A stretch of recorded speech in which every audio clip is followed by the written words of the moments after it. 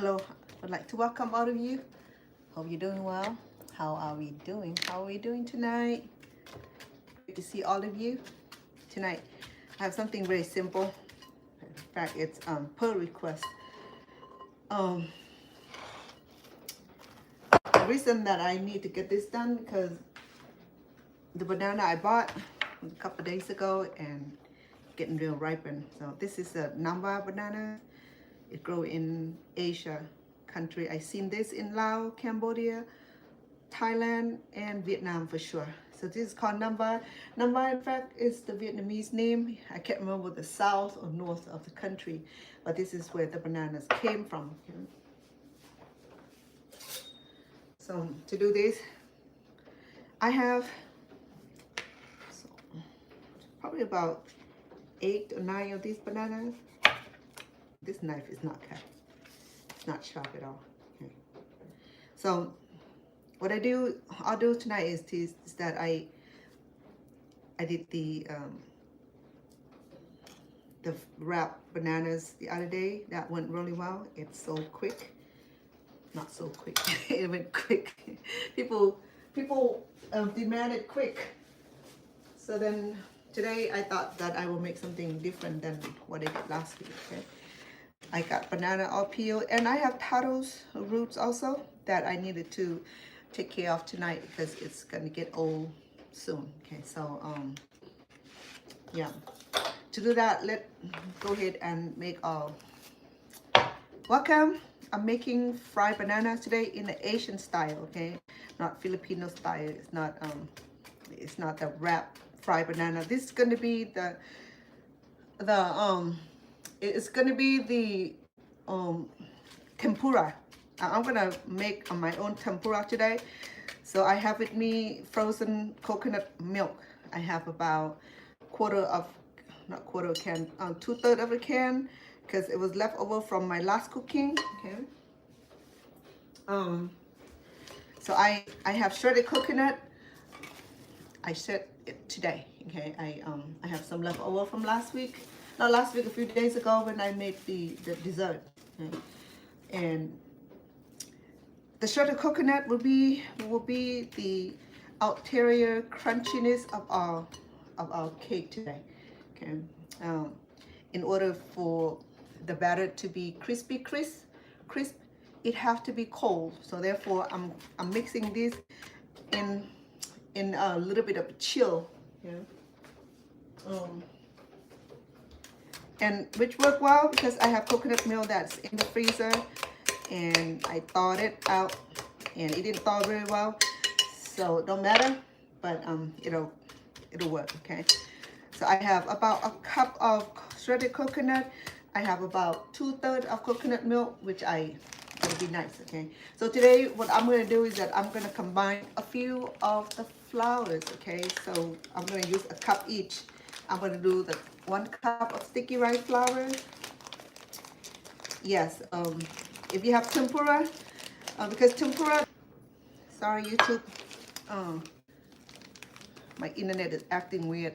It shouldn't be, because it operated on my data, but this last few days it's been acting weird.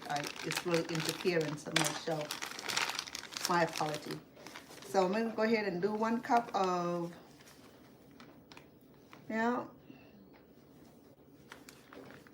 it's about 1 cup. A little bit less or more, you'll be fine. We'll make it work. Okay, then I'm going to do a little bit of rice, of regular flour, rice flours. You can do all-purpose flours also, it'll work, okay? Love all of you guys. Hey, thank you for stopping by. Stick around if you'll be interested. I'm making fried banana in the Asian tradition, okay? In the Cambodian tradition, growing up, eating all these, and it's just a lot of memory come with it when each time when I prepare these kind of cooking, because we have grandparents. I was fortunate to grow up where my grandparents were still alive. My great-grandparents still alive. My grandparents definitely still alive. when I was as a little girl. So I do potatoes, flowers. You know, people say, oh, they have all kind of flour. Definitely. Okay, I'm sorry, potato flowers. So I have about 2/3 cup. Okay, we have sticky rice, about a cup, and then about 2/3 cup of, well, make a cup of rice flours. So if you are shopping for the Asian flours, it's color coded. Okay, the tapioca is in blue, the sticky rice in green, and the regular rice is in pink or red. So you might miss it because it'll have label in English. Okay, and today I do potato flours, which is something that I want to try it out. Okay, I know it's gonna work. If it's not gonna work, I'll be crying. So I have about half of can of 13 ounces, so it's about a cup of coconut milk in here already. So we're gonna use cold water for this, okay, in order for the batter to be crispy crisp. It'll need help from the ice and the ice cold water. I had ice cold water here. Okay, we're gonna go ahead and blend it. And we're gonna do 1 cup first and see how it goes. Okay. Oh, before I do that, let me because the taro is no sweetness into it, so I'm gonna add about this is about, last time I resoluted it, it's about 1 tablespoon. Booyah! Okay. So this is the palm sugar. Palm sugar come in different sizes. Okay. There's about half a cup, and this is 1 tablespoon. It fit perfectly. Look at that. Okay. So do have to measure. So let's see. I'm gonna because this is so hard. Okay, it's like knock on wood hard. So I'm gonna go ahead and shred it or melt this in advance. Okay, since I didn't have chance to melt it, I'm gonna go ahead and shred it and to make sure that our batter had a little bit of sweetness, and then I'll add a little bit of salt, and that will balance out the flavor. Okay, so fried banana is very popular in Cambodia. In fact, if you have food court and you fry banana, you can make a living out of fried bananas. Okay, I mean, I have seen food vendor that do nothing but fried bananas, and he, I think he was on TikTok or Facebook. Anyway, so he fried banana for a living, just like we have donut shop for living. Same thing in Cambodia. Is very, life is so simple, you know. As long as you have the motivation, you have a little bit of fun, and you have that ambition. Whether you're gonna make sandwich to sell, you want to make boba, or just coconut milk, or just rice porridge, whatever that your ambition are, and you have a place where you can do your establishment. It can be on the street like everybody else, because, you know, I mean, Cambodia and Thailand or Laos or in Vietnam, you know, where the governments are supportive of their people and allow them to make their living by allow them to have their little food court somewhere in the corner on the street where it does not cause traffic. You know, I mean, it's really beautiful to do that. But in America, of course, we required food permit, trucking permit, all kind of permit, and it make it so difficult for a person to have an establishment in food production. A friend of ours had a little bit of money and went and bought this food truck from Texas, and it's beautiful, and it took about 3 years to get through all the legality, you know. Because food truck, it does not have a stationary place to be, so then it was complicated. I cannot even explain to you guys. Okay, so I don't want it too close to my finger because it's gonna cut my finger. So I'm gonna do a little bit more from this next one here. So to get through all the requirements from the public health, from the city, from the what else? From the city, and can't remember what else that they have to go through, but they have to go through like whole change of legality to get the food truck going. You know what I mean? Now I think they finally got all that going, so they were happy with that. You know, I'm so happy for them also because it's such a big deal. You know, this is too fine. Let's get a bigger one.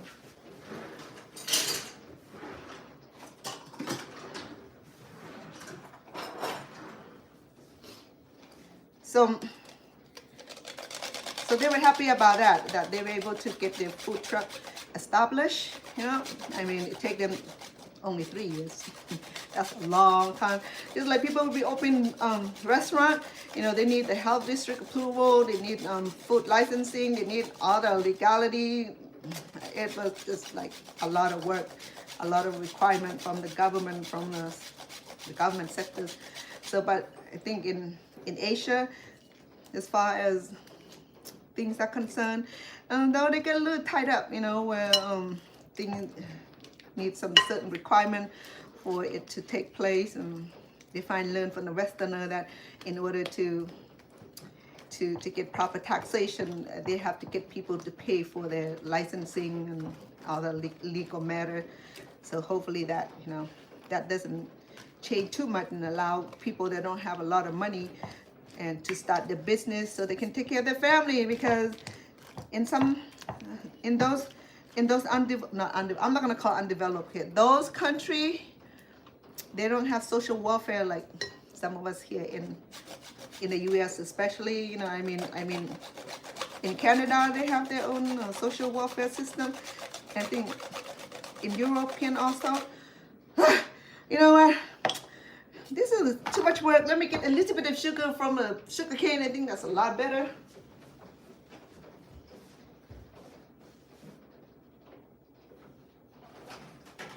Yeah, there you go. If I keep playing around with it, it's gonna eat my finger. I know that for real. Okay, I'm gonna do.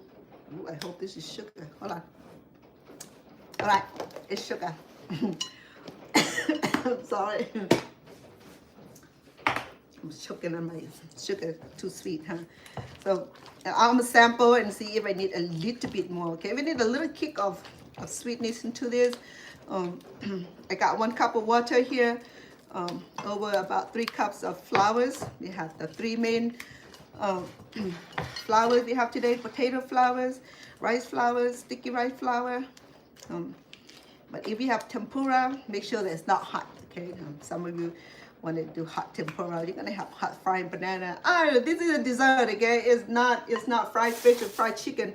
So I'm sorry, don't do the hot tempura. If you think that that's something that you want to do, go right ahead, but don't be complaining to me that that wasn't cool. So I'll do about 1/4 of drop of teaspoon of salt, because without salt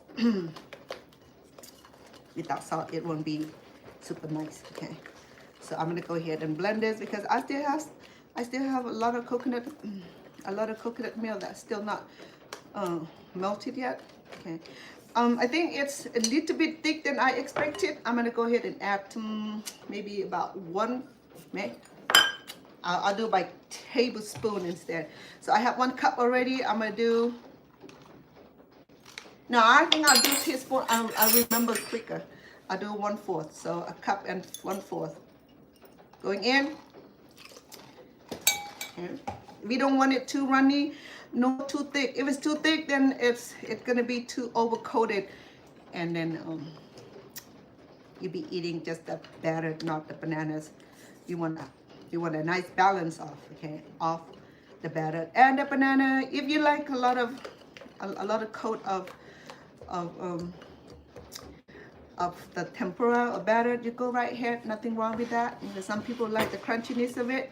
Okay, so I have fryer here on rice cook. My friend suggested that if I use the rice cooker to fry it, to see it work. Okay, she said that it's safe on oil, because I don't really want to use a lot of oil for frying here, because after we fry certain food, and we'll be able to reuse the oil. Okay, so let me sample my batter. Not bad. Okay, it had perfect I can do a little bit more sugar, but because this gonna be for Lucy also.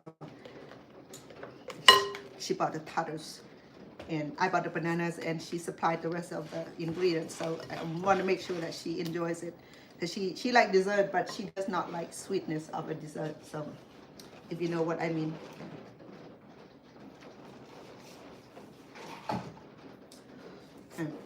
So I'm on the opposite side of the house. So the main stove is on that side, on to my right. And today my friend suggested that if we do this, it'll be less to clean up. I hope so. Okay. Let me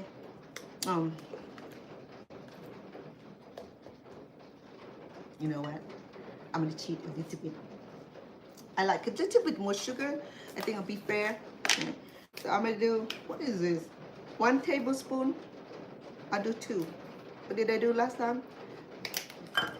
So I assume that I have 4 teaspoons of sugar on here, and then I have a little bit from the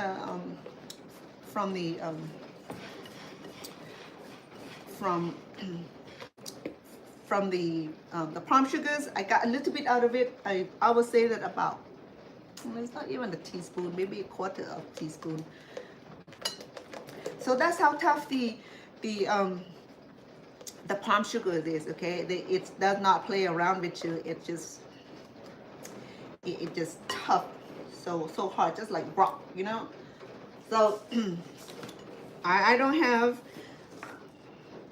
white sesame seed today, but I do have black one, so I'm gonna use the black one. Okay, so I'm gonna do, let's see how much I have here. I'm gonna do 1, 2 tablespoons of, we'll see how it goes, because I'm crazy about sesame seed, because sesame seed and the coconut will help the cake. I mean, not the cake, the bananas battered. Once we fried it, it's that little bump, a little colors, a little speck, a little speck. Well, thank you so much for the flowers, for the hearts. I'm sorry, I'm blind by culture. I used to wear glasses too, but forgive me if I filming K. Welcome. If you have not been on my channel, I would like to welcome all of you. If you've been on my channel before, welcome back. I appreciate your continued support. You have been such instrumental to help my channel grow, and with your comment and your presence, and whether you're cooking, whether you're just watching, whether you're just learning, I would like to welcome you, and hopefully that these will help you, will spark your interest and help you be aware of how Cambodian cooking is done. I was born in Cambodia, into Thai family, so I practice both cultures very well. I speak the language, I read the write both languages, and I lived 11 years in Cambodia, lived 5 years in refugee camp in Thailand, and the rest of the time I've been in the United States. So it's been over 46 years, my 46 years. So if you don't do with the math, I'm not a young chicken, okay? I'm one of those tough chicken. It's hard to chew, it's hard to stew, it's hard to chew down, because I've been there and done that. So that's why I'm cooking today, because I like to carry the tradition of my family. Some of the recipes that I learned from school when I was in Thailand and refugee camp, and some of this cooking came from the time that I was working in the restaurant, of serving and learning from the cooking school and all this stuff, and combined, it helped. Okay, it helped me getting really well in the cooking.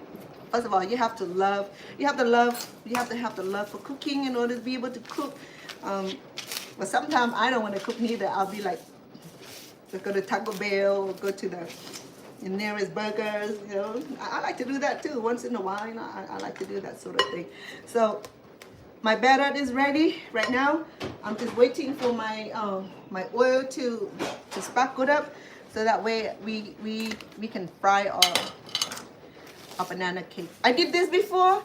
if some of you have been with me, you know that, well, Chef Anna, you cook that already. I do. Just like we cook, we have to eat every day. You know, I mean, I don't cook this every day. I cook this once in a great while because the reason I do that, I have to keep up memory with my cooking. You know, I mean, I have a little cookbook of myself, and some of these recipes are memory from my family, my grandparents, my great grandparents. So I don't even have recipe written down. That's why when I cook, I don't have measurement for it. I just go, I just throw everything in a bowl, mix it up, and if it's too much salt, then I add water. If it's too less salt, then I add salt. If I want sugar, then add in it. So we don't have recipe written, okay? It's all like you throw everything in the bucket and then stir, and that's it. But in America, everything have to be precise, you know, the salt, the butter, so because we learned that from school, we did that by design. But Cambodian, we didn't have time to do all that because we're like busy people, you know what I mean? So we don't have all that fancy stuff. We get in the kitchen and throw the fish into the stove and then we cook it. Okay, so to make our banana flattened and serviceable, we need it to flatten a little bit, okay? Not too much. If you flatten it too much, it will run, okay? I mean, not run away, but it'll run and make it nasty. If it run away, it'll be on the floor, believe me. Okay, so there you go. I smashed it a little bit, not too bad, okay? I'm not gonna put in the batter yet because when it's in the batter, it will do a little trick where it's gonna it's gonna melt. I don't want that to happen. Okay. So this banana here is not regular. It's not regular banana. This is called Namwa bananas or Asian bananas. Sometimes they call it Thai banana because it's grown in Thailand. They call it Thai banana. If grown in Cambodia, we call Cambodia Thai banana. If grown in Philippines, you go ahead and call it Filipino bananas. You know, whatever the country you come from. And if this banana grow in your country, you go ahead and give a name. I'm not gonna even worry about that. So I peeled this already, and it's nice and serviceable. So we will go ahead and do that, okay? But some people get upset though, and you know, no, don't be upset because we have them too, you know, just like. But you know, the thing about Mexico is that American can cook Mexico like millions of times, and no one ever get upset, you know. Once I started cooking Chinese food, it's like, yeah, you're not Chinese. Let me get the charger going before it died on me. Give me a second, please.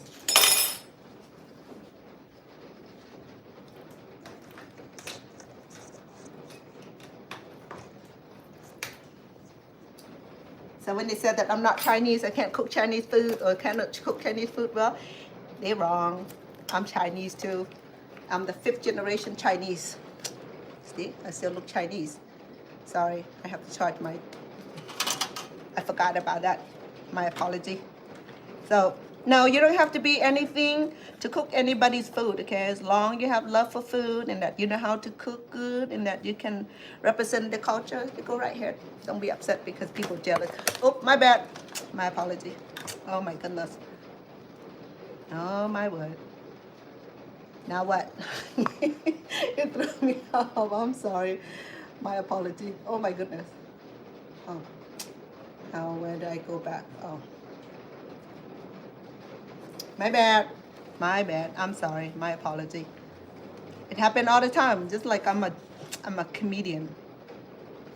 Okay. There you go. We don't have to worry about that thing die on me. Okay, I got that chart. I got that chart. Now we need to cook this thing. Okay, let me check the oil. If the oil is serviceable. I need my chopstick.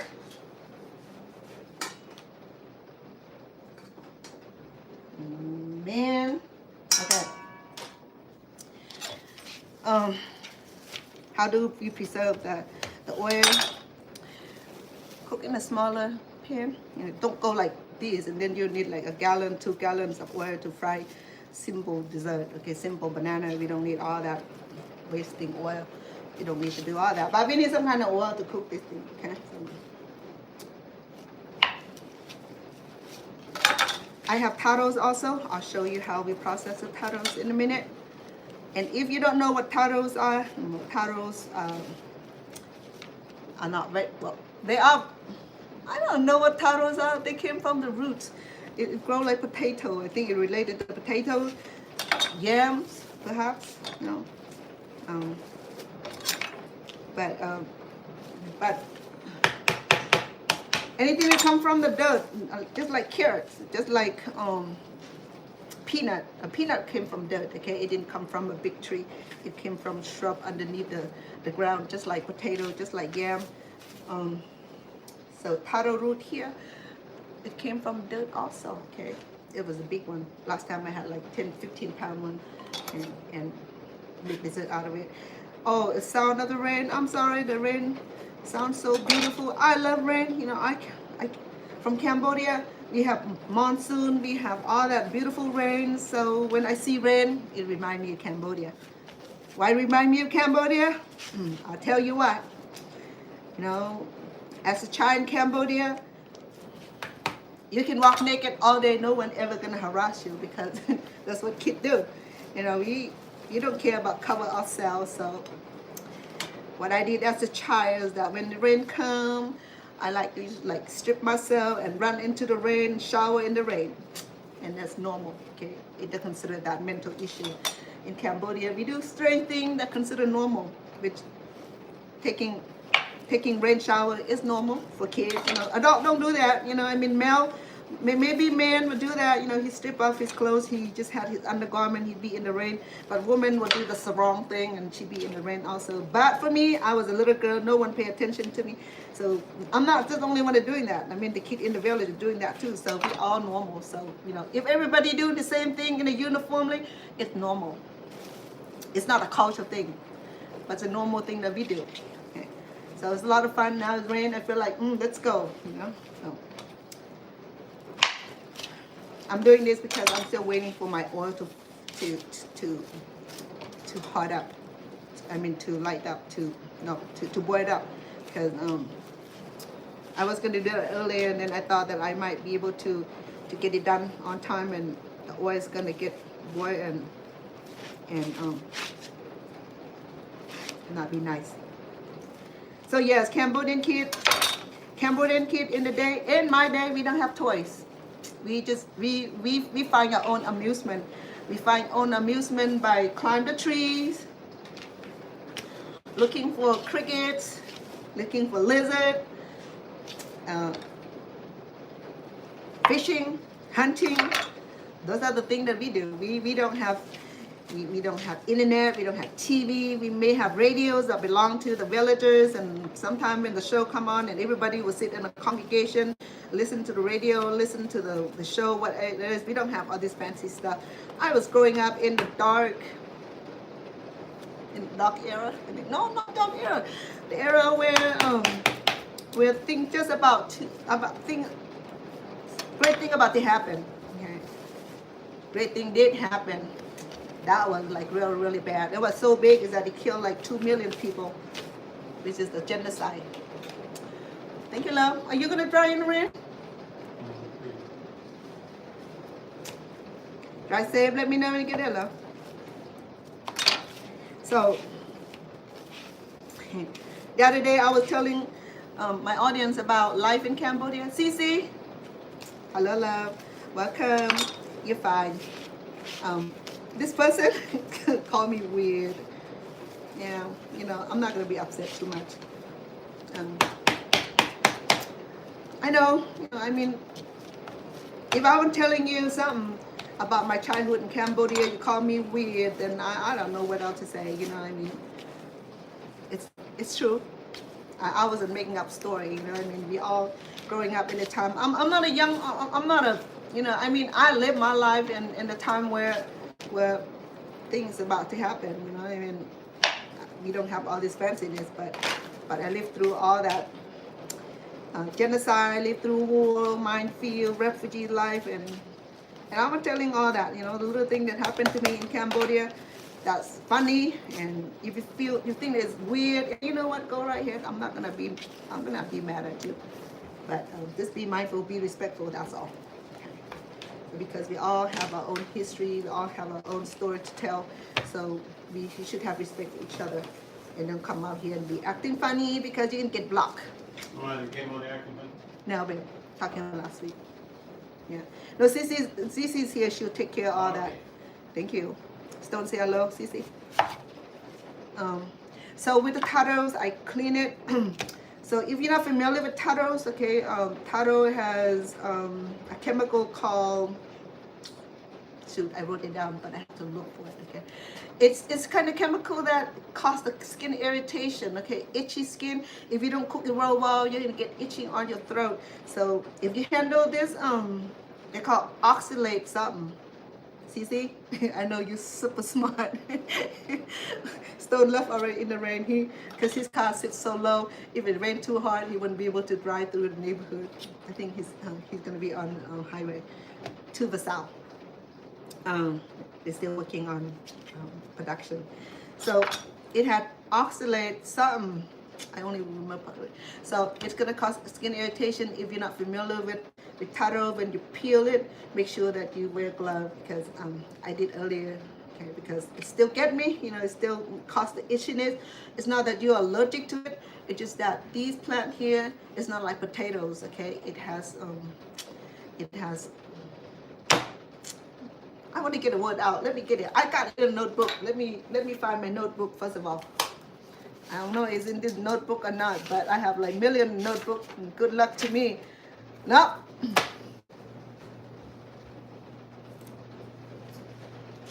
It's called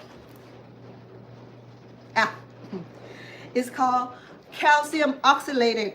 Okay, so the calcium oxalated, it'll cause itchiness if you don't cook it. If it's not cooked completely, okay? If it doesn't cook completely, it'll cause irritation in the throat. It doesn't kill you, but it can cause irritation. And if you touch it, it'll cause irritation, a little itchy sensation, but it'll go away. Wash it with soap. But to be safe side, wear gloves. But then don't be alarmed that you cannot handle this thing. You know, you can still eat this. You still can do okay with this thing. Okay, you can consume regularly, and it's pretty healthy. If you check on taros, and it's very nutritional. In fact, I like this with the steak better than potatoes, to be honest with you, because taro has beautiful aroma. Once you cook it, it has this beautiful aromas, almost like none other, because potato doesn't have the sweet smell, but this will have sweet smell, okay?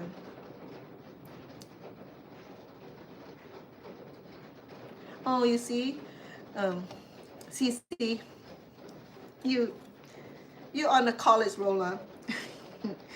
I love her because she's so smart. She can fill up the my stutterness. Okay. So I'm gonna go ahead and do thinner pieces because remember that I have to cook this thoroughly. Okay? If I don't cook this thoroughly, it's gonna cause the itchiness in the throat. But don't be alarmed that you cannot eat this. You can't eat this, but you have to cook it thoroughly. I use this in the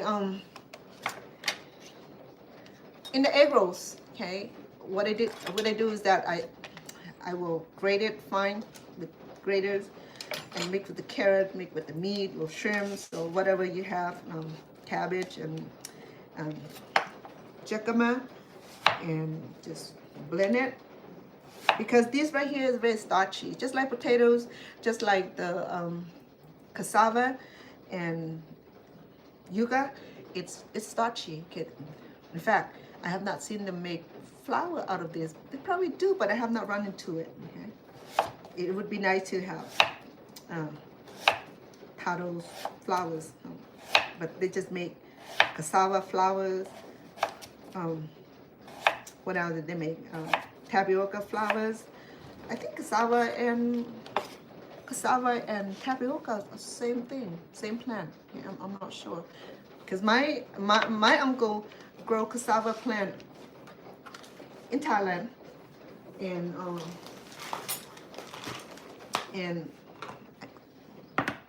I'm not quite sure. I think they might be the same thing, just that they name it differently. What do you think, Cece? Can you break that code for me, please? The cassava and the tapioca plant might be the same thing. No, the yucca. Okay, let me see if this thing is ready. Oh my goodness. I had it low, that's why, dang it. Okay, let me.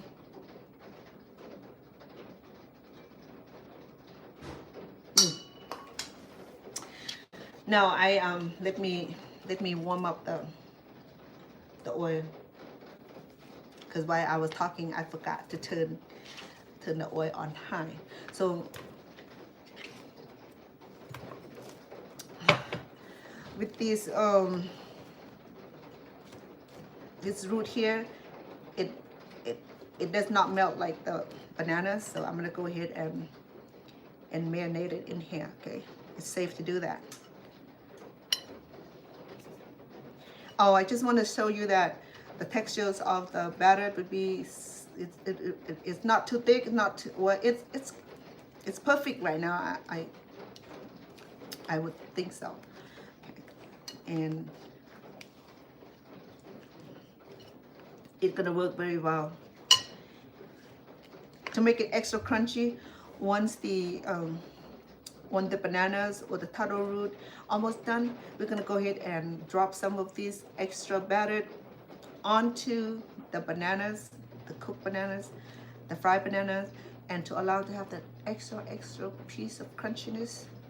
And that is the secret to this crunchiness, because the only thing that people did not like was to eat the fried banana, the soggy fried bananas. Okay, if you can get the fried banana, the batter to stay crunchy, will be a great success. So let's do this, because I actually make my own batter today, and I add the potato flour to it. We'll see. We'll do a test drive on this. I'm sure that's gonna turn out great. Okay, let me sample my oil again. Oh, it's almost there. So I have the rice cook over here. I can bring it over here, but the cord is too short, so it's over here. I can move the camera. Okay. So if you have fryer, you go ahead and do fryer. Okay. If you don't have fryer, you don't have anything, just do non-stick pan, you're fine. Okay.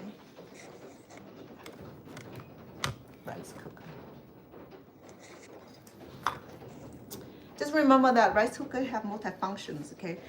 What Asian do is that they only think that rice cookers are for rice cooking only. No, you gotta be you gotta be creative about how to utilize the cooking tool. Okay, don't be like my grandparents. They're super smart, but sometimes they can't think outside the box. You know, just like wrapping the banana cake. They only do the same format for so many centuries. All finally, I said, no, I'm not gonna do what my great grandparents did. I'm gonna do it differently, and I did, and it turned out beautifully. So that would be that. Remember the powder? My ginger powder? On the bottom, no? In front of you. You can take your iced tea. Oh, where's it at? The fridge? Yes, you still have one. Thanks for reminding me. Well, you can take it to go, and you have to use different lid or turn into another can with the tight lid. Okay. What's that? What do you mean, what's what? Where you been getting that lollipop? I keep them. When I go to the bank, I grab a whole bunch of them. Hope you're not eating all that. You know I'm a big kid. Yeah. That's why Brody was on that one today. Oh my goodness. You're gonna spoil that kid. You're gonna be watching that kid for real, spoiling her. I want to take an outside the house job, and be home with Brody. Anyway, let me see, it's ready. Okay. To test whether the oil is ready, dab a little bit of this batter and drop it in there. All right. seems like it's ready to go. Okay, I'm gonna do the taro first to make it less sloppy. We can move this over here closer to the cooking tool here. Okay, we can move this around definitely. Yeah. Simplicity. Don't mind the mess. I create those mess back there. Okay. If this baby don't work, I don't have to move it to the stove for real.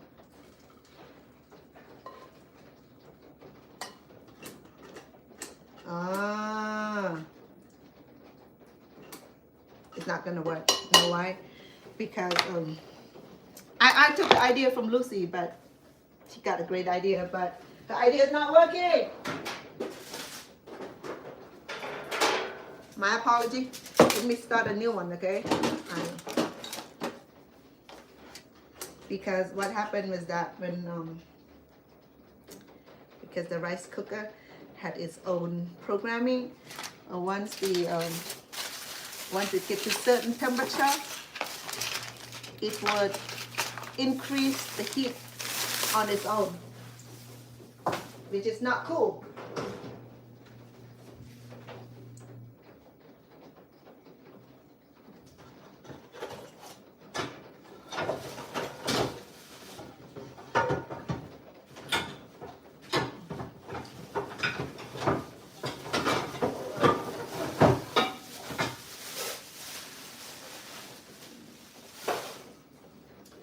Like I said, the smaller your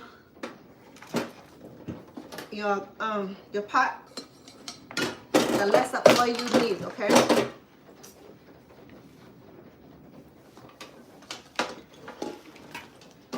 It might work, but it's gonna work too slow. Oh my goodness. It's a cooking disastrous. Because I can use the big oven, big stove, but when the oil spill, I have to do all kind of cleaning. I'm tired, my hand getting real tired, all that work. You know, I'm trying to think outside the box. Right now, I think I'm stuck on the curve. Oh well. Let me get my chopstick.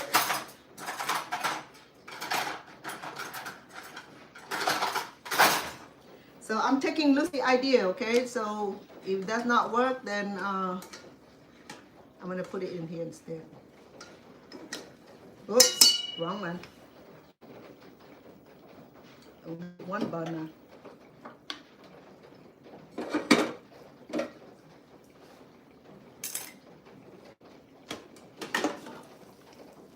You transfer the oil over.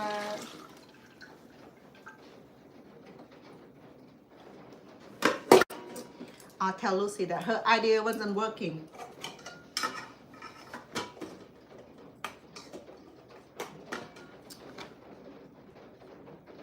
It'll be a minute before this thing started to boil again.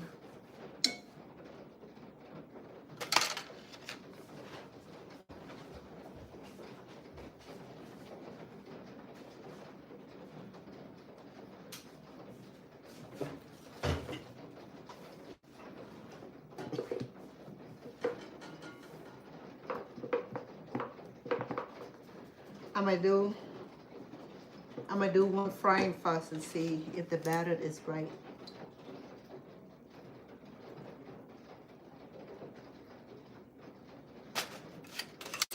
It's cooking, it's coming.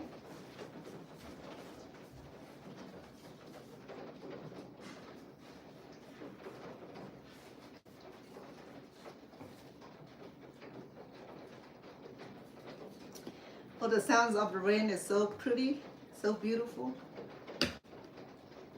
When I first diagnosed with this rare form of chronic illnesses that caused the ringing in the ear. So what they did is that I did research how to distract the noise in the ringing by sorry, by apply the white noise. Okay, so one of the white noise is the rainfall, or waterfall, or a beautiful Chinese instrument music.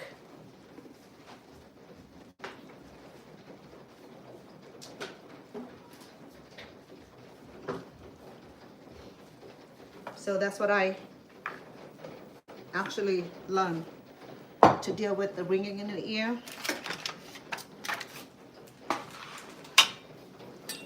But now it becomes part of me. I'm used to it. It doesn't bothers me. But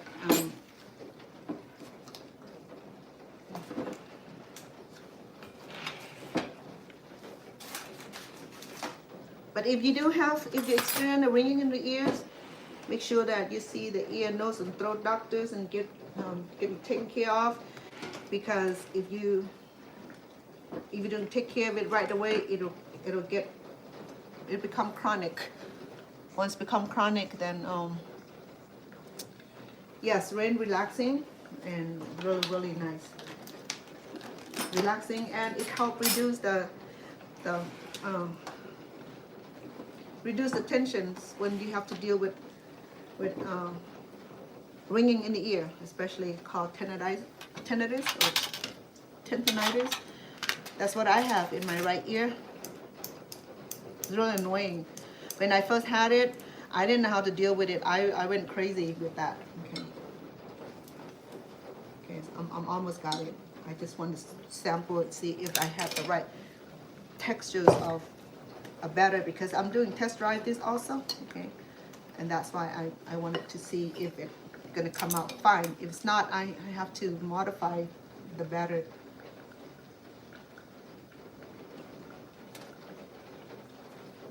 So now I deal with chronic illnesses that very rare people have, which I'm okay with now. I live with it. I accept it. It doesn't kill me. it just it's not debilitating. It's just that it's hard to hear. So I have hearing aid, high technology hearing aid that help reroute the noise. Okay? But I have not wearing it for a long time, which is good. I don't want to become dependent on it. In fact, the hearing aid help reduce the noise and reduce the ringing in the ear. It does not subside. It does not getting better. You know, I mean, I lost it. I lost my hearing. The only thing I can hear now is the ringing. So that's why sometimes Stone be calling me 5-6 times, and he's standing like, I call you. I'm sorry. Call me on the phone instead. Or some people get upset with me. They be talking to me from distance, thinking that I'll be able to hear them and answer them. And they said, why is she stuck up? She won't answer me. It's no, I'm not stuck up. I just can't hear. If I can't hear, I can't answer you. And sometimes it'd be very difficult for me to do streaming interpreting, because streaming interpreting, then you involve a person be talking on and on and on and on, and I'm just trying to hear what the person was saying and trying to converse and translate it. It was very difficult for me. Okay, well, it's coming right along, so let me sample it, okay, before I can say yay or nay. But it looks good though, you know what I mean, because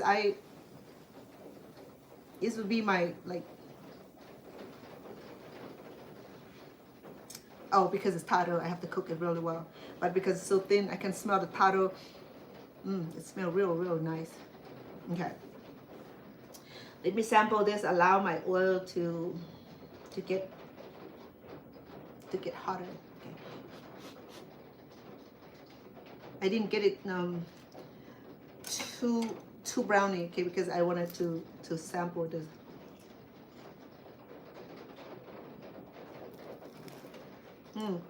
So when the taro is done, You can tell, okay, because it's breakable, and then the fiber inside become tender. And this is absolutely completely done. Yes, the better work, okay? A little bit sticky rice, no, not sticky rice, equal amount sticky rice, equal amount of rice flour, and the tapioca if you have them. Otherwise, you use potatoes, potatoes, flours, shredded coconut, and be good to go. Right?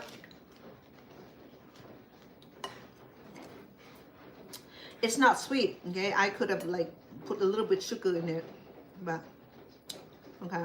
I'm gonna go ahead and drop this baby in here. Make sure you use non-stick pan and only work with non-stick pan. When you deal with flour, it's gonna be sticking on the bottom.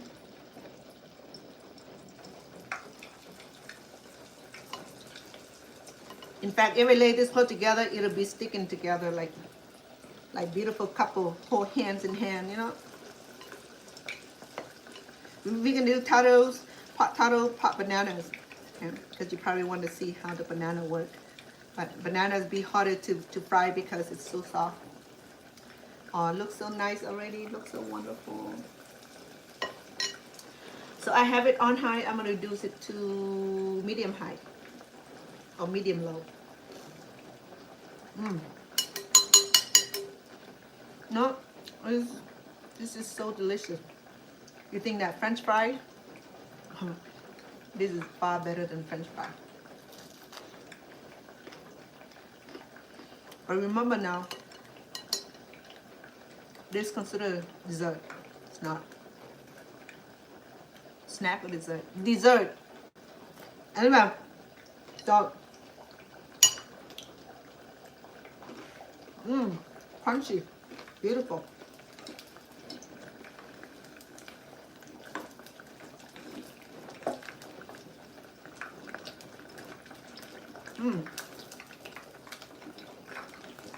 Beautiful.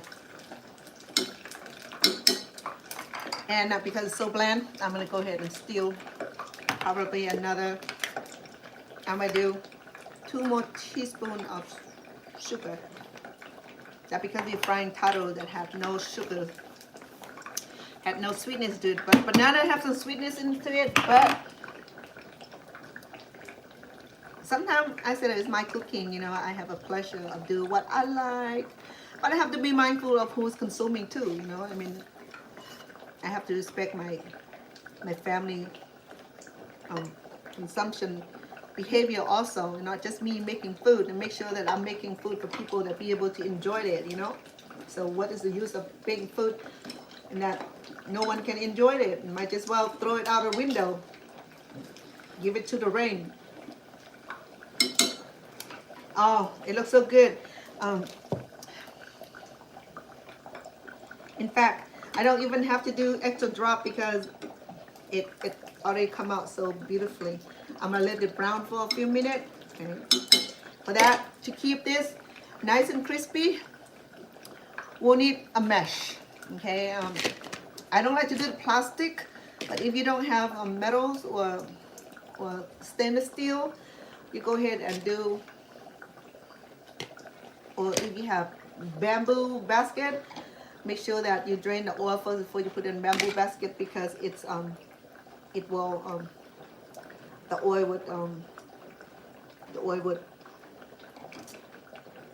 would leave mark on the bamboo basket.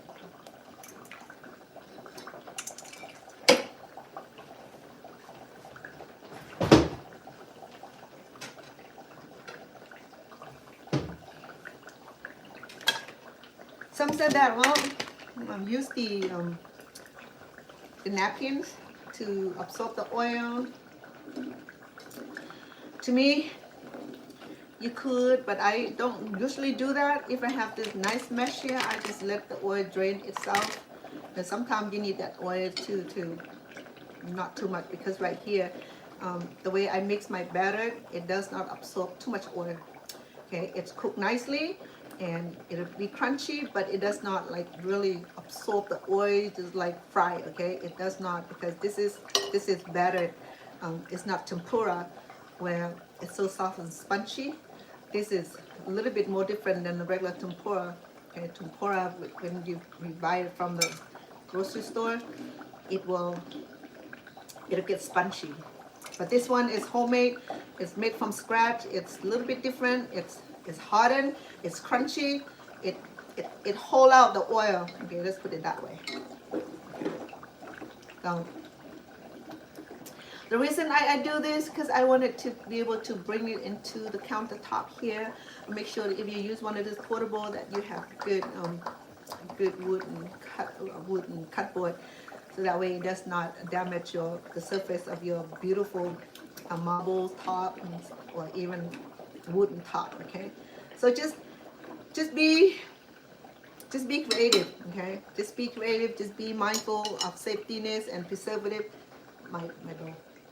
I'm sorry. So Lucy thought that I'll be cute with this little bowl. What do you think, Cece? It does look delicious. It's gonna be more delicious. It's coming. It's getting browning. I'm gonna let it brown a little bit. Remember when I said that to get the extra crunchiness, I can do drops of we can do a little drop of these flowers. Just a little drop here and there to give the extra crunchiness. And that's the technique. That's a secret technique from the expert who fry banana for living. I learned that trick from them. I can't remember who that was in Cambodia.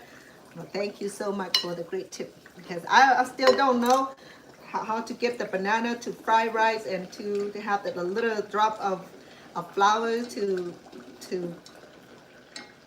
bring the crunchiness to it. It was like such a great idea.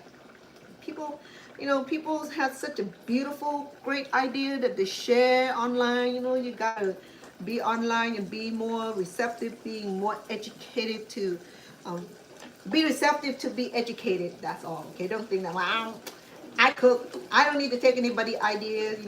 I was wrong. I thought that I know everything. No, I did. So I still enjoyed watching other people cooking ideas and allow me to see what I did wrong, what I need to improve, and what recipe that I think that I can adopt from it and share the recipe and what have you. Okay. So yeah, I have 4 pieces in here that's dancing in the oil happily. Okay, I'm gonna bring it out in 1 minute. I wanted to have the drop of flowers that I had in earlier that had chance to crunch up. I should have do it earlier, so that way it'll be ready when it's ready. But a lesson learned. So the more we do, the more practice we do, the more perfect, the better we get. Okay, just remember that. And that's why we started from elementary. No, hold on. Where we start? We start from elementary. Do it? Are we? I never been to elementary school, so hold on. Start from elementary, secondary, and college. What am I missing? Cece, help me out, please. Because when I came to America, I was already too old for preschool. No, not preschool. Dang it. What school was it? One of those schools from elementary school. What else? What's before elementary school? Okay, so, all right, let's get back to my cooking show. I derail. I'm sorry, folks.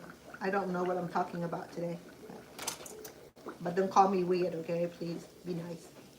Okay, so now you see what I'm talking about?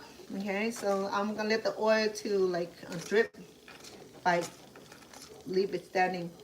So you see that, how beautiful that is? Okay, it's nice and brown. And I didn't use any absorbent paper because I don't want any chemical from the absorbent paper. So that's an honest truth. So I'll do a few more of these taros and then we'll do some bananas. How about that? Huh? Okay. So this is going to be one of those easy, cheesy dessert. Okay, just that if we know how to mix the flour really well, the batter very well, we're going to have a successful frying banana, frying taro, frying shrimp, frying vegetables, because I know how expensive the tempura are. You know, one bag like $4 or $5, and you cannot fry beyond 1-2 servings. It's really sad, right?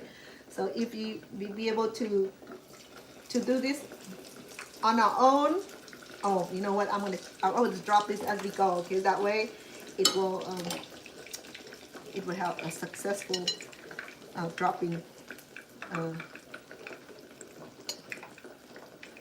at drops. We'll have a nice drop because the banana will absorb more because it's spongy. Taro doesn't absorb too much. That's why I have to add some extra batter to it. So I know that cooked really well, Mama. That taro had that calcium oxalated.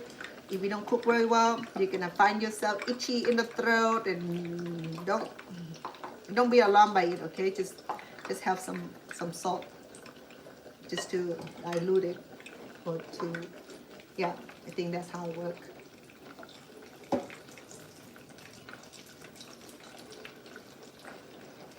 See, when you fry it, people like to do the flat. Oh my goodness, sorry, TikTok.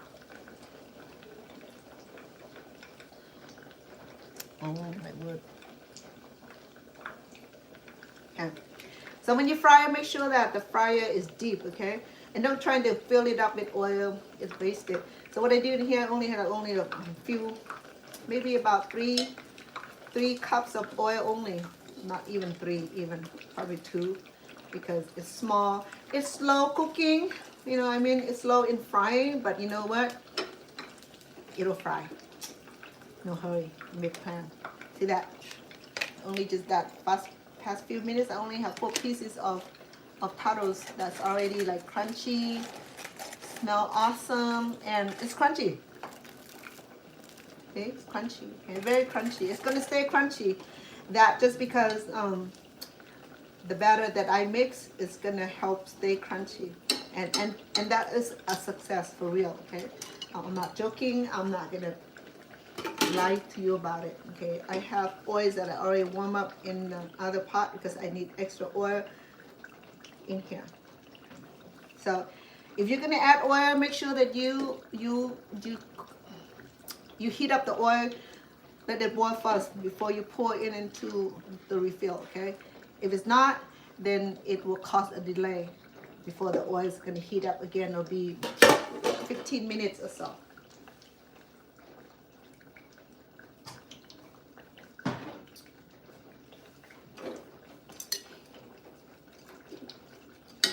Oh, I still have some room here. I'm going to add a few more. This one, like I tell you, it stick together. It's stuck together. I got one that had stuck together, but don't worry about it. Let it stuck each other. Let it hurt. Let it hold. Don't worry about it, okay? It's not going to go anywhere but your tummy. Sometimes in the world, too much about being perfect. Nah. I'm not about all that. No, I do sometimes, you know, I mean, especially when I'm doing the decoration, you know, I'm not perfect. I just like beautiful. I just like the beautifying. I just like looking beautiful food. And that's the whole thing that I'm obsessed with, you know. Yeah, it's not a weird thing. It's just certain quality that we like to produce in food. It's not mental illness, okay? It's just certain obsession that we have, that we possess in the quality of producing good food, beautiful food. There's nothing wrong with that, okay? It's a perfect illness if you have it. I won't change it. No, I won't call it an illness either. I'll call it syndrome. Because after a while, you know, when I cook, I want to make sure that my foods are presentable, that it's lovely, it's cute, and all that little thing, you know, because just like this right here, it's perfect. There you go. You can do that without breaking it, meaning that it's crunchy. It's gonna stay crunchy, okay? And it smells so good though. Taro has this beautiful smell, which I enjoy. Yeah. So until tomorrow, and tomorrow, if you have leftover, do not microwave your fried food. Okay, do pan, do pan, do. You can heat up with pan. In fact, if it's fried food, you don't even need oil. Just drop your fried food into medium low pan and just let it warm up. Okay, make sure that you don't let it burn up. Let it warm up, and it'll have nice crispy. Whether it's fried, whether tempura, whether anything that you have left over, if you put in the microwave, it'll ruin the whole thing. It's gonna soften. It's gonna get hardened after it's cooling down, because microwave is no good anyway. You know, I mean, we don't even use it for cooking.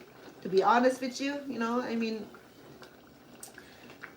once in a great while, when I did the chocolate, I used the microwave. I'm guilty as charged, but then don't use it as a cooking tool, because it's not too good, not too healthy. I'm gonna increase a little bit to allow, because the taro is already done. I just need it to get brown. It's not quite done yet, but I can smell the taros. If the taro is done, it'll send a beautiful aroma. To be honest with you, I think taros is, if I were to choose between the potato, yam, and taros, we can do sweet yam too. Last time I did sweet yam, it was really nice, you know, with sweet yams. Okay, sweet yam do nice also, do very well also. Let me move you over, so I feel like I'm a mile away. Okay, there you go. See better. Okay. We can do sweet yam, bananas, taros. What else that you can think of to fry? Okay, I think that's only a few things that you can fry with these type of battered sweet yam. You can do potatoes also. The bananas, okay. If you don't have this banana I have, you can use the regular bananas, but you have to deal with like a little mess, so you don't have to. You can cut it, but don't smash it. If you just smash it, it'd be hard to transfer it into the cooking pan. When I first came to America, we didn't have this kind of bananas, so I used the regular bananas, and it worked. It's just that it's a little different textures. That's all, because certain cooking requires certain recipes, certain ingredients. But if you don't have it, it's okay to substitute it and make it work. You know, because you have to make it work. If you don't make it work, then be able to cook. Same thing when I first came to America.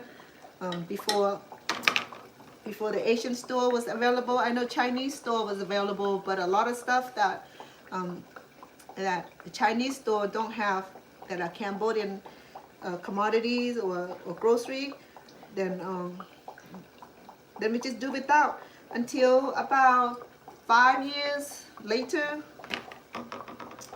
when Thai people started bringing product from Thailand. I mean, they probably have it before we even arrive here, because Thai people do live in America way long before the Cambodian came as refugee. Because Thai people didn't come as refugee; they came as immigrant. They have immigrant status. They came as business. They came as through marriage. They came through visa, as student visa or work visa. They didn't come as refugee status. Only the Cambodian, the Laotians, the Vietnamese, the Hmong, the Mien. Those are the main refugees that came from that came to America when the country facing civil war, or the killings, or the genocide. Okay, started from like 1975. Up until about 1990, and when the government finally said that, they want to close down the camp and send everybody back home, and then they started to bring some of those refugees, like the last group of refugees here. And I don't know if they really send those who didn't get accepted home, but then I know that there was a lot of crazy thing happened during the time that I was in a refugee camp where I don't want to talk about it, but you know, I mean, if you want to learn about it, you watch this documentary called Ghost Mountain. Ghost Mountain is the story of refugees, Cambodian refugees that got pushed back and sent back to Cambodia to die or to, yes. Okay, you have to follow the story because this young man, he did a story on his dad because he was one of the survivor that survived the Ghost Mountain survivor. It was a brutal persecutions or second genocide. They call it second genocide because Cambodian people, the Vietnamese did not face the genocide, but they faced persecution. And in Laos, the government corruptions and the communism taken over and started to persecute their own people. But in Cambodia, there was genocide, there was ethnic cleansing. They kill anybody that are not Cambodian descent. They kill the Chinese, the Vietnamese, the Thai, and anybody that are not indigenous or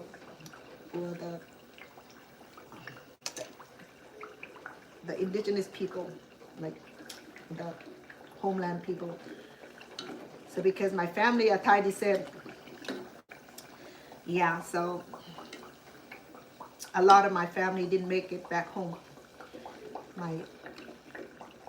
About 150, I think, of my family that were tortured and killed in Cambodia.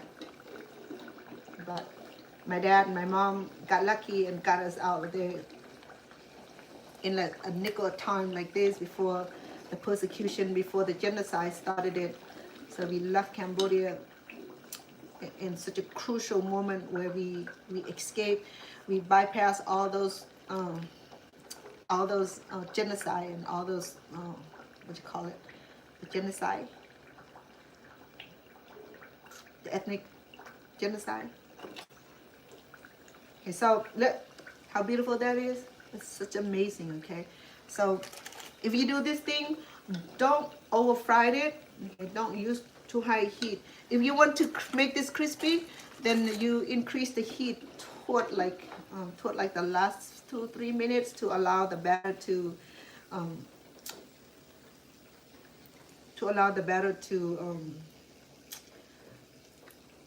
brown up, to get golden brown. Okay. You know what? If I do this, I can do this also.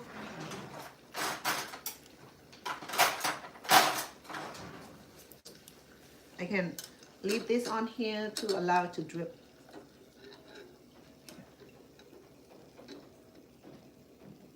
Huh. Cool. All right, let's try some bananas and see how it works. Okay. I'm gonna do a few first, okay? Because I smashed the banana, it had tendency to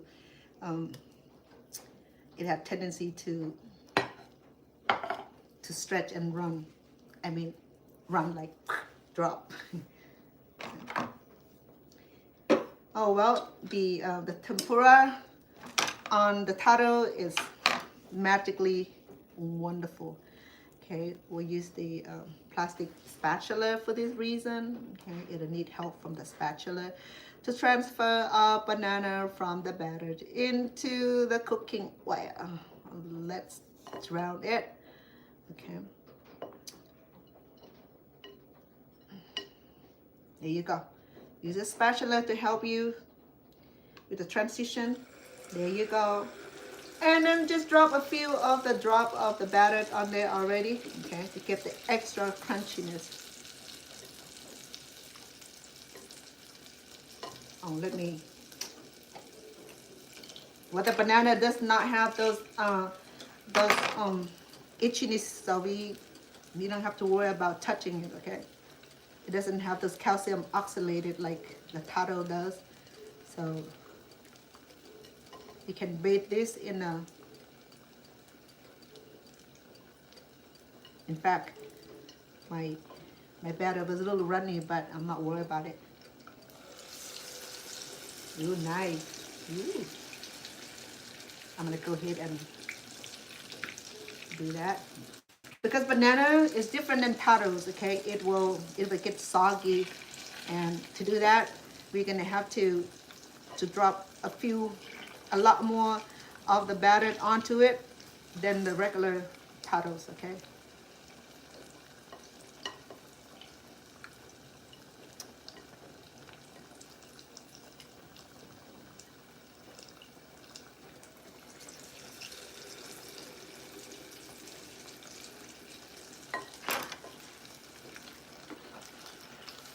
Look at that, the first one is already looking cute. Cute. Look at all the extra batter. It's very, very nice. Okay, I like that. I like that a lot. Okay.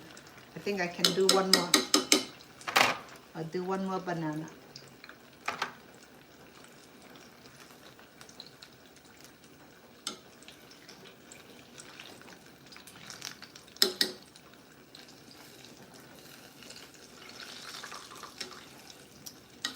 So like I said, fried bananas is just like donut shop. Okay, if you're in Cambodia, Thailand, if you know how to make fried banana, you have a career.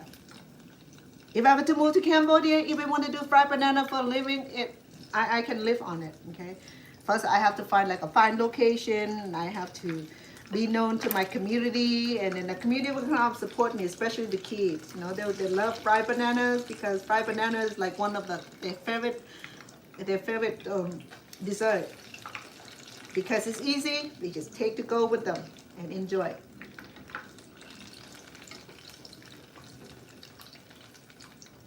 Yeah, I got 3 of them sticking together, but I'm not gonna worry about that. If I put another one, it might be sticking, but let me try to separate them now. Or I can wait until it's really, really crispy and easy to separate them.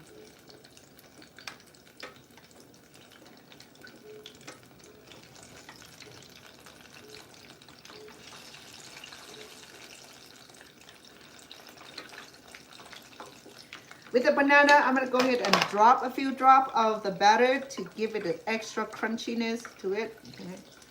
I can do that now to give it extra crunchiness, and that's what people never understood, how to have a successful crispy fried bananas, because banana is it has more liquid than the yam or the yam or the roots. So it's okay to drop a few extra drops on the top of the fry. And I'll show you why. I'll show you the end result of it.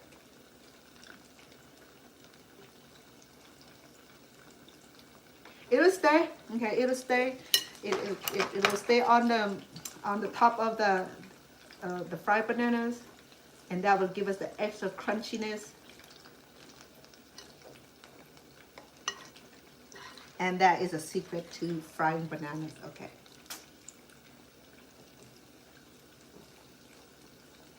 People don't want to give out the secret because they don't want people to start a business with frying bananas, you know. For real, I'm not kidding, because people will say that, well, I don't want to give you the secret to successful fried bananas, but then when I purchased the fried banana, then I thought, how come there's an extra fried batter here, you know? So maybe it's a purpose to that. See that? See that's what caused the crispiness to this. Okay, so yeah, it's very crispy.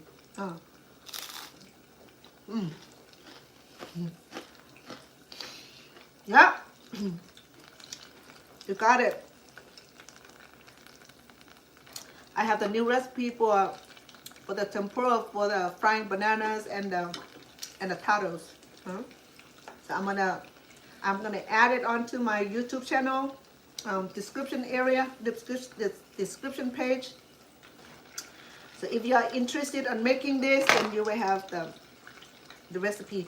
If you already with me earlier today when I mixed this, you already got down the recipe. Well, but then but to review to review the video today, you will have to jump onto YouTube to get the video today, because TikTok does not allow me to do the full length of videos. Only YouTube does. Okay? YouTube's a lot friendly. It's come to a live streaming, so you can do live streaming, and the video will be saved and be saved to download downloading, and it'll take about 24 hours before the video to be released. So at the time sometimes I have time, I'll go in there and I will do the written description already. Sometimes I'm so busy I didn't even have time to go in and do the recipe. Oh, unless somebody requested, you know, sometimes I do the show and I don't even have recipe written down, but a lot of time I do, because I wanted to I wanted people to have the recipe down. And sometimes this gentleman will inbox me and said, oh, I need recipe to this and that, and it'd be safe to write up the recipe already. No, this combination of flour here, it's just perfect.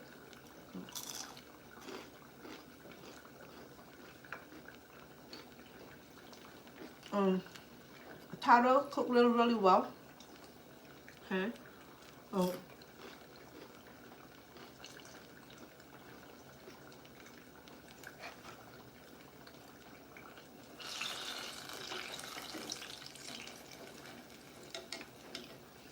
With the taros,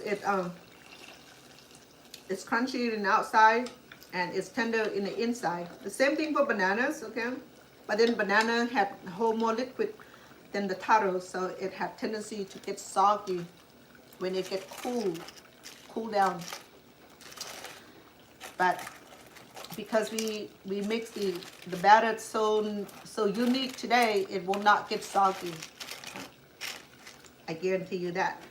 So it's looking really nice right now. It's holding each other, just like they don't want to go anywhere without the partner here. So I guess they find, I guess those banana find each other companionship in the cooking pan here. So I got this one right here is isolated by itself. So I'll do a minute more to allow the batter to get crunchy. But it smells so good though, this banana. Once it's cooked, it sends that beautiful aroma. You know, it has that sweet aroma. Just like when you cook the jasmine rice, it will send this beautiful sweet aroma. But not all rice has a sweet aroma, only jasmine rice that has sweet aroma. Because there's so many types of long grain rice.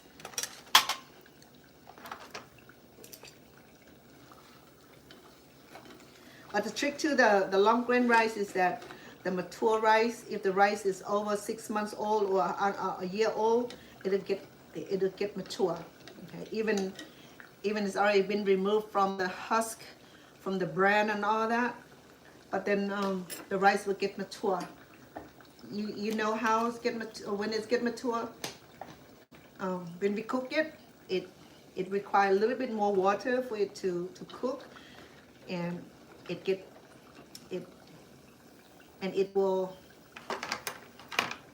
expand a little more than the new rice.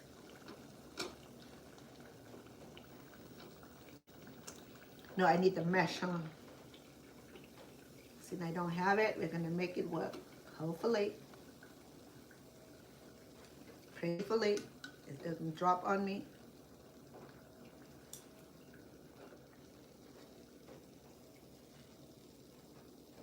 What do you think?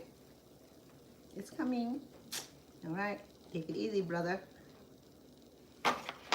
Let the oil to drip. Okay. I'm gonna do a few more bananas. Hold on, did I have my banana? Oh my goodness. Yeah, I got one bananas in there. I'm almost smashed it. Okay, banana dear. I'm not neglecting you, but I should have cut the banana a little bit smaller. But Oh goodness.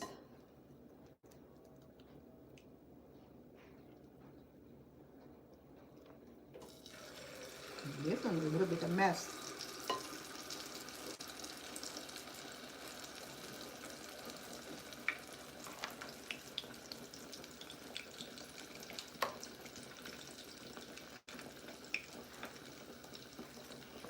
I told Stona when I do relocate to Cambodia, I wanted to have a dessert shack, you know, or we do boba shack or something, you know, hire a few young ladies to work for. I think it'll be nice. I think I'll do good because one of my cousin properties sit right in front of one of the local high school. If I had just a small land in there and built myself a shack, a dessert or a boba shack, that's it. I can make a living right there.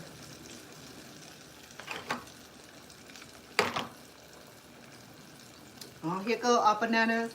It get a little bit fluffy, and that just because when we smash it, it allows the banana to, I don't know, to dance, to get fluffy. Normally it doesn't get fluffy like that. Okay, all right. I got 3 in there. Let me, hold on. Let me drizzle some of the batter in there to allow it to have extra crunchiness. Go ahead, brother.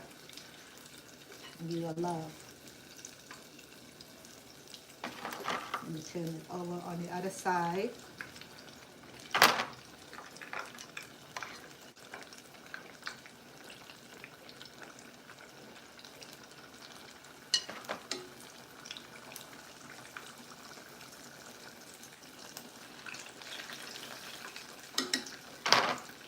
I'll sample the banana for you in a minute. Let me put a couple more in there.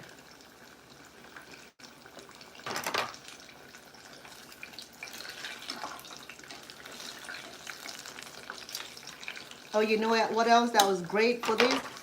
I had shredded coconut. Oh man, the shredded coconut, it's, I don't know, something about shredded coconut that I can't explain to you. It just had a beautiful aroma, and then the sesame seed also. This was like, I don't know, whoever created this recipe, I created the recipe. I got the concept from my grandparents. I didn't have the tempura recipe though. I'm sure that they started with processing the rice and all that. And they don't have rice flour like we do here. So in order to make the flour or any kind of flours, any kind of batter, they have to process it from the start. Yeah, I remember that. They have to use the flour mills. It's about that round, and we'll put the soap rice in it, and they spin it around, just like expressing the juice, expressing the cooking oil. When they're making the cooking oil, they will express it, but then by doing the milling, allow the rice to get smashed, to get refined, and it become watery. Well, first they have to use certain amount of good amount of water and rice together, and then mill it, you know, and circle around, and then you have this type of flour, or if you want to make a dough, then they have to express and put in the cheesecloth and allow the water to drip overnight, and then you have the flours. And I don't know, I think those people, they know exactly what they're doing, you know. I mean, I don't have to do all that, because now all I can express doing is to get the flour, already made flour from the grocery store, and then I have my cake that I want to make. So all of that is done, so we don't have to suffer. We don't have to get our great grandparents from the eternal peace to like, can you help me do this, please? Because I don't know how to do this thing, you know. And they'll be shaking their head like, Vanna, you should have paid attention when you got the chin. Well, how could you motivate a child to cook, you know, when you just want to have fun with everybody else? But I tell you what, I never really have fun with like everybody else because my mom keep popping babies. So then she make me the nanny of her kids, just like I'm doing now. So because my mom worked in a rice field all day with my dad, and we at the farmhouse. So when my baby sibling hungry, I have to take her down to the rice field to be fed. Mom will nurse her or him. When it's done nursing, she hand it back to me. I would carry baby back to the farmhouse, and then when the baby wake up hungry, I'll take the baby back to mom and have it nursed for a few trips a day. But luckily we're in the farmhouse, so I don't have to go too far. But that's kind of experience I have, you know, and that's what I shared. And some people said it's weird. No, it's not weird. It's whatever, you know. Some people just trying to want to be mean. Anyway, so that rice, oh no, not rice, the bananas,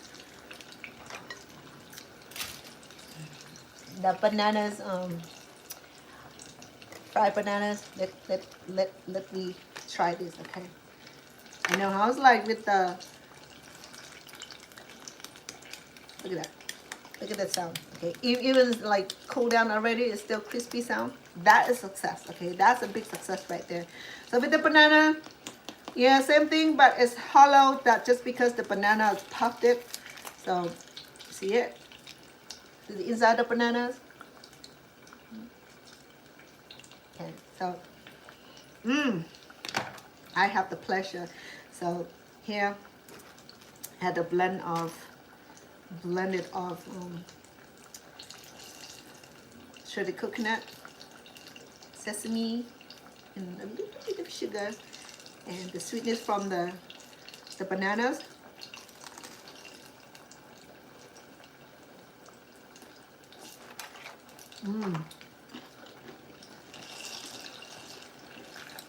Amazing. And so crispy. That's just because I have the extra crispiness. Okay.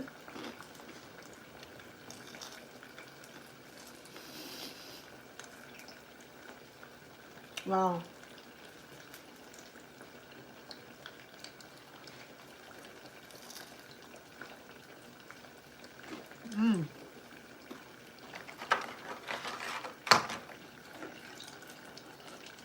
Amazing.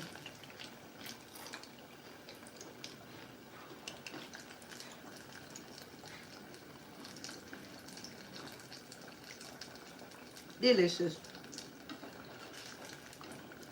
I love it. It's just so delicious.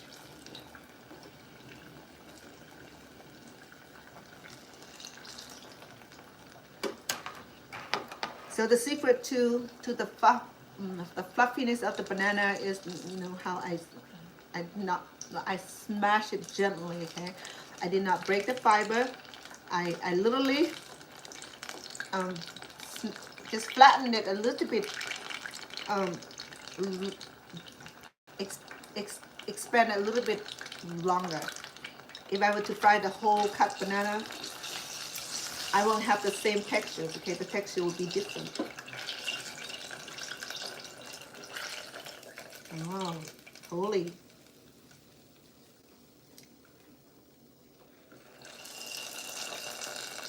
Very nice. Beautiful.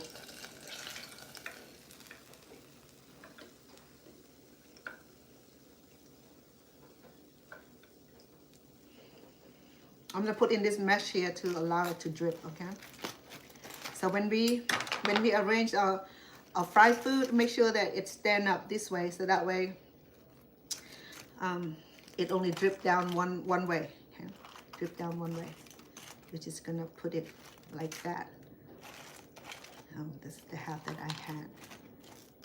So allow the oil to drip down one way, down slope, okay? Like that.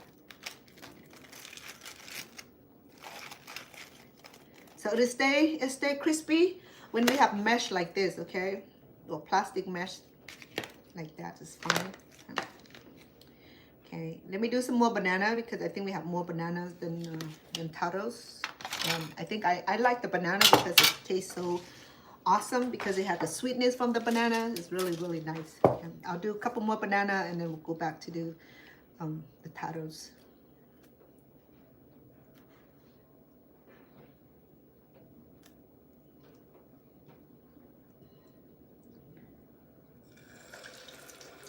When we have the spatula, okay, lay down, dip, and re-dip, and get a good amount of batter.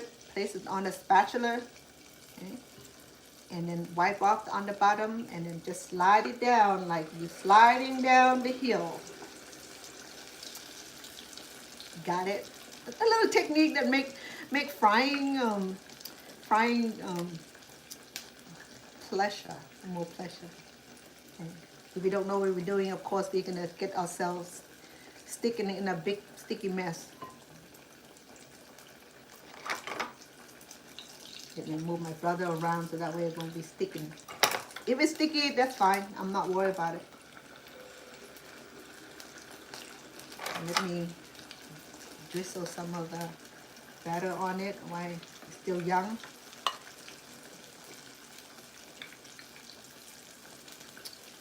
Let me turn it over.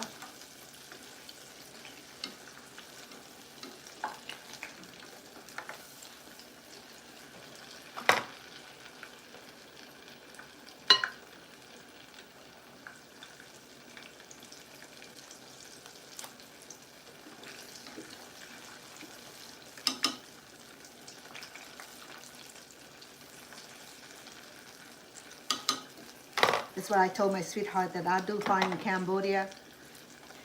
I just set up a dessert hut and I'll do fine. And I'll be making good living over there.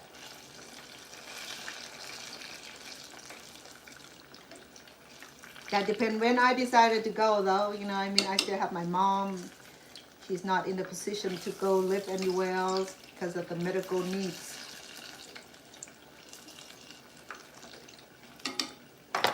But her sister's already gone, so I don't know if she want to go back and live in Cambodia with her niece and nephews. But her brother, who still live in Thailand, he has good amount of land that we send the money to for them to purchase. So if I decided to go and build a hut or a house on their land, it'd be welcome. And in Cambodia too, you know, I don't need a lot. I just need maybe 15 square foot or 25. Oh, that's a bit too small, huh? A bit too small. But I just need a small land so I can build like a small bedroom house. Don't need fancy, you know. And then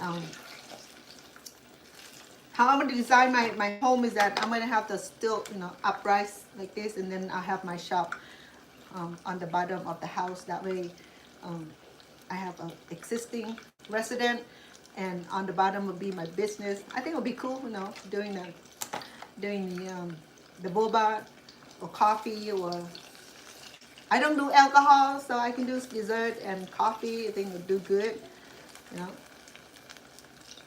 Because Cambodia now become more popular with coffee and tea and boba. You know, I mean,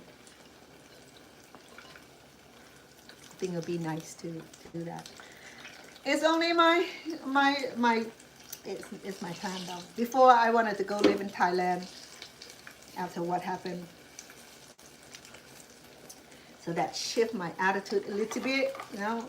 Before I didn't want to go back to Cambodia because, you know, that I barely make it alive from Cambodia, and you think I want to go back to the land where I barely make it alive, you know? I mean, then I said, well, what about 7 million people who live there, you know? How did they survive? Why am I the only one that's scared about being dead or being persecuted again, you know, prosecuted again? So Cambodia is at peace now, you know, until a neighbor country coming in and disturb that and destroy that peace and prosperity. So now since that happened, My attitude and love toward Cambodia had increased. Why? That's just because I feel it, you know. I feel it. I feel that that what happened to Cambodia was so inhumane, so there's no humanity. It's so wrong.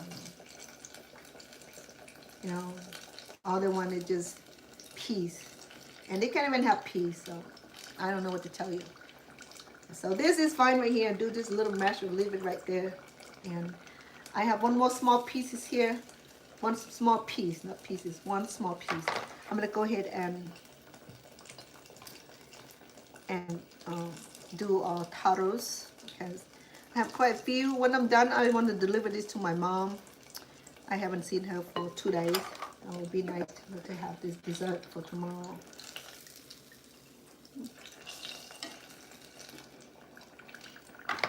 I have a twin because it's conjoined. Okay, it's fine. It's conjoined. It's fine. I'm not trying to break them. If they're in love, then they can stay in love. I'm not gonna worry about it.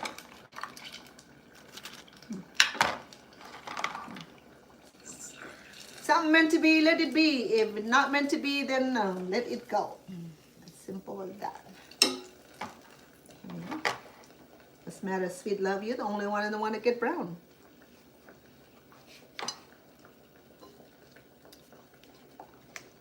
So now be honest with you, you know, when all this going on, I feel so helpless in Cambodia, especially for Cambodian, my people.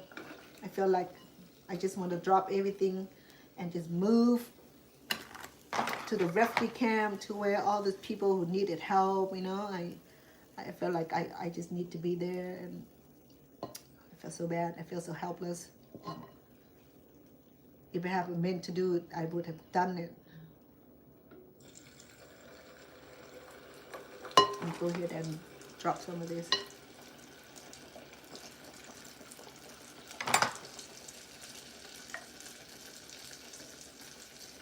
But then after the peace agreement, like the 3rd time, they still get invaded. They lost their home. They demolished the home. First they bombed the home. Secondly, they taken over the land and they demolished the home. They tried to like wash everything away. You know, they just want the land that don't belong to them, but they claim it's theirs. But then, you know, the French people don't agree with that, because French are the one that know more than everybody else.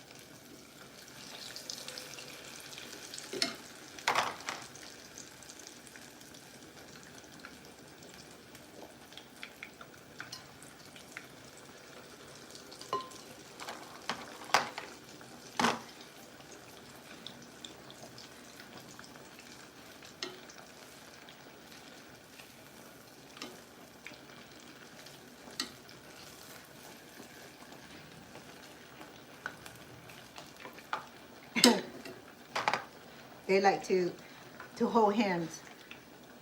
They're just sticking together.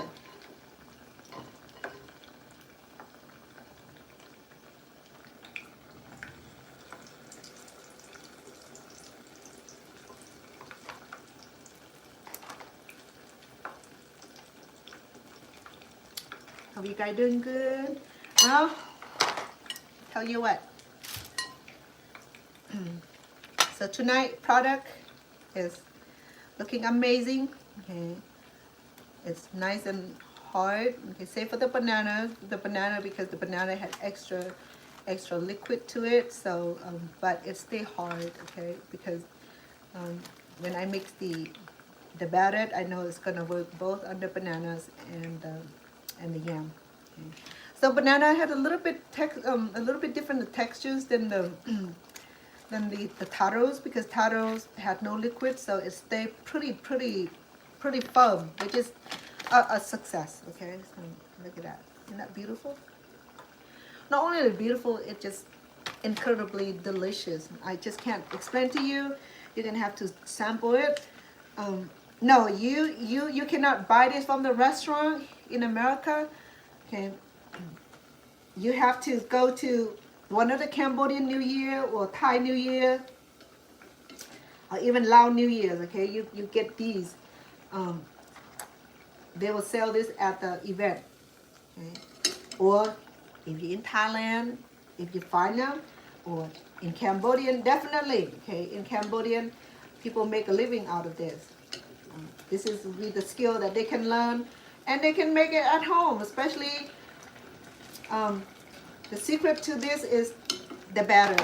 Okay, the banana is easy to do, the yam easy to do, the taro easy to do. But if we don't have the right textures of the batter, then it's no good, because people, when they eat this dessert, they look forward to sink the teeth into crunchiness of the batter and the softiness of the fillings, okay?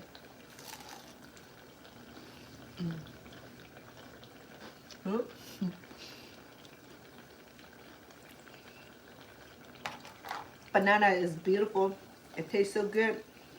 It has a tinge of sweetness to it because it has been ripened for many days. So.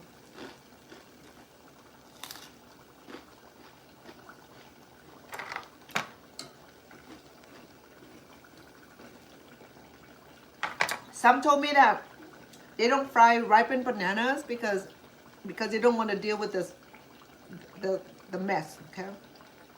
So they do semi-ripened, meaning that before it turned brown, they will fry the one before they turn brown because it's easy to handle and it doesn't get as softened. But for me, I have to wait for the banana to get real ripened for me to cook, to make dessert, to fry, to make the sticky rice wrap cake. It have to be ripened. I don't do with the hardened or green bananas. Okay. It's so crispy. That is a great success right there. Look at that.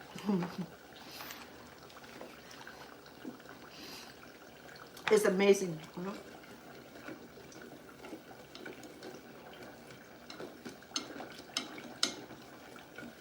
I'm doing taro right now. Remember, taro has the calcium oxalated, so you have to fry really, really well. Otherwise, you're gonna find it itching on the throat, in your tongue too. But don't get scared, okay? I mean, as long as you cook it really, really well, those will not cause any kind of itchiness. Trust me, I cook this almost every day. Not the fry though. I use it for I steam it, and I use it in other cooking also.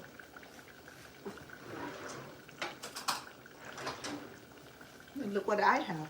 I should have used this long time ago. Shoot.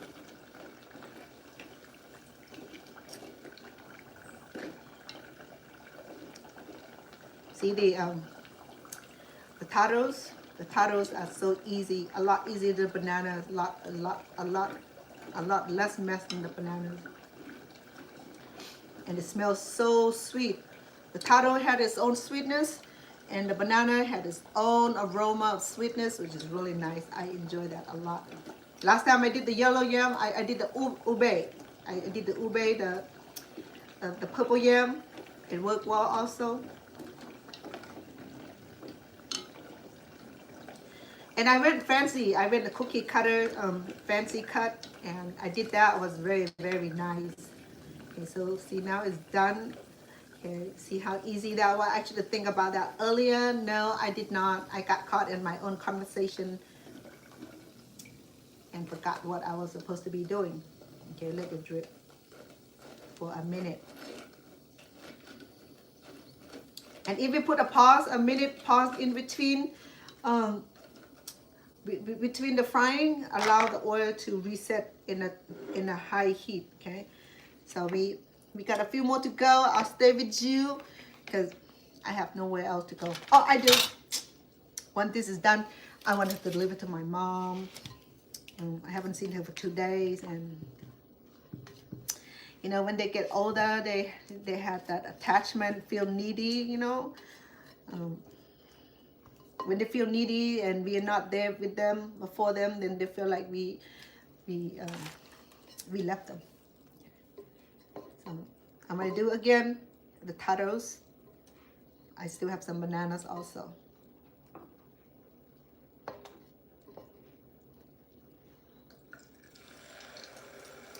I'm gonna go ahead and drip some of these to get my. You drip on the top of it, it'll stay. Okay, it won't break. It won't break off because the oil. For some reason, it just grabbed because I think because the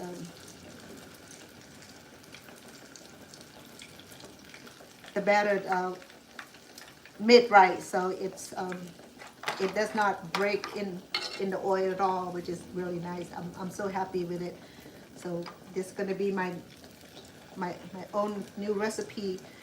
Create this because I just want to test it out. It was gonna work, okay, with all this flour. Because normally I'll do just sticky rice and tapioca and flours, rice flour, and it worked okay. But this right here is really it give a different dimensional, different texture, which I like.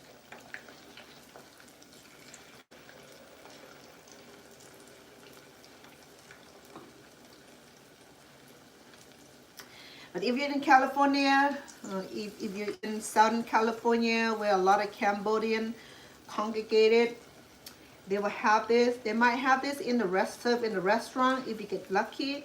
If it's not, it'll be at the market because people will make this to sell at the market. They will put it in a nice platter for you. The reason I say that because when I was in Stockton, these things right here will be available for to buy. This one right here, they hug together like best friend. Look at that. But I'll break it up when it's done. I don't want to break them up right now. If I do, the batter will get torn up. So if you have a situation like this, let it hold each other. Don't worry about it. Don't worry about breaking them. Okay. If you break them, then the batter will fall off and it'll be bad, and then you have to re-dip it. But if you have them sticking together like this, let them be. I don't care. I have a few pieces all together there, but just make sure that all sizes, all positions are being fried thoroughly, so that way,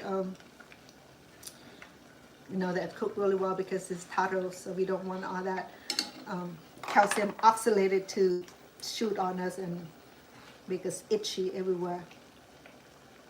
I have just a few more of the tattos and I have bananas. I'm going to go ahead and put it in. Okay, I'm getting ready to fry it next.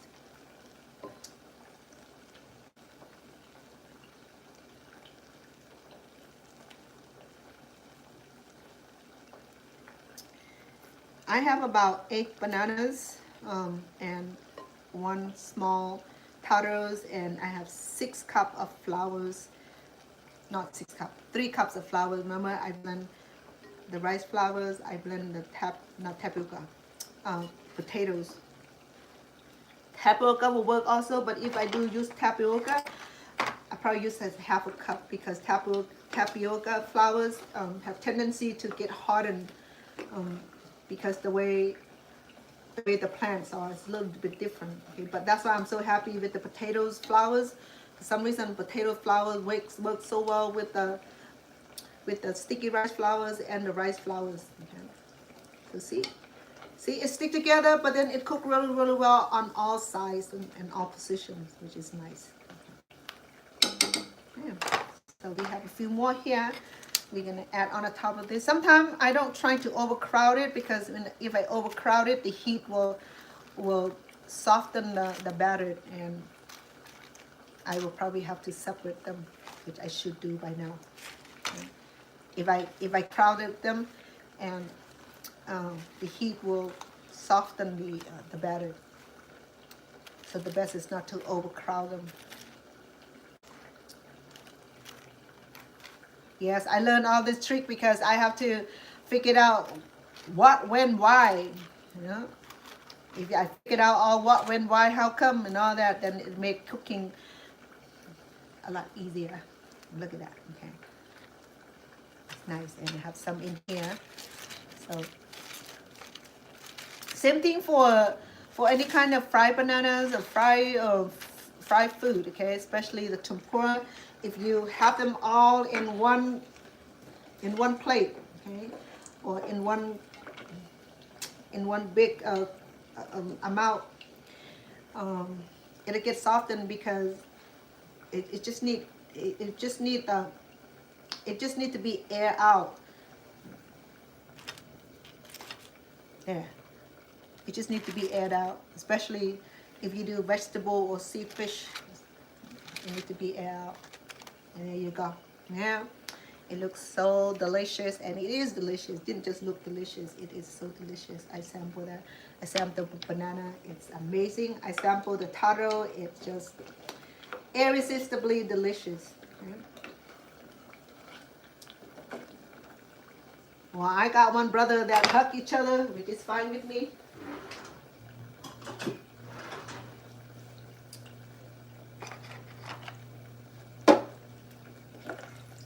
There you go.